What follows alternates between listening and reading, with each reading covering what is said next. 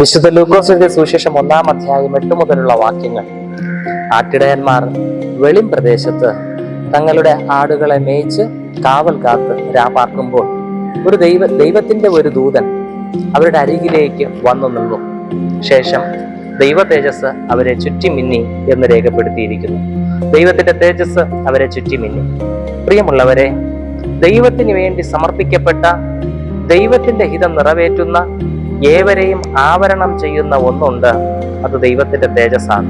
ഉദാഹരണം, മോശ ദൈവമായിരുന്ന മലയിലേക്ക് കയറി ചെല്ലുമ്പോൾ ആ മലയിൽ വെച്ച് മോശയുടെ ത്വക്കുപോലും പ്രകാശിച്ചതായി തിരുവചനം രേഖപ്പെടുത്തിയിരിക്കുന്നു.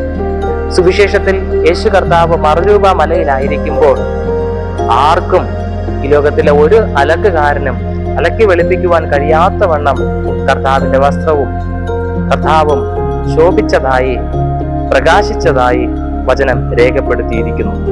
ഈ പ്രകാശം എന്താണ്? ദൈവത്തിന് വേണ്ടി നിൽക്കുന്നവനെ ദൈവം പൊതിഞ്ഞു പിടിക്കുന്ന ഈ ദൈവ തേജസ്, പ്രിയമുള്ളവരെ, ലോകം ഭയപ്പെടുന്ന ഒന്നാണ്. ദൈവത്തിന് വേണ്ടി സമർപ്പിക്കപ്പെട്ടവന് ചുറ്റിമിന്നി നിൽക്കുന്ന ഈ തേജസ്സിനെ പിശാച്, ശത്രു, ലോകം ഭയപ്പെടുന്നു. അങ്ങനെയെങ്കിൽ നീ ദൈവത്തിന് വേണ്ടി സമർപ്പിക്കപ്പെട്ടവനാണ് എങ്കിൽ നിനക്കെതിരായി നിൽക്കുന്ന ഒന്നിനെയും നീ ഭയപ്പെടേണ്ട ആവശ്യമില്ല.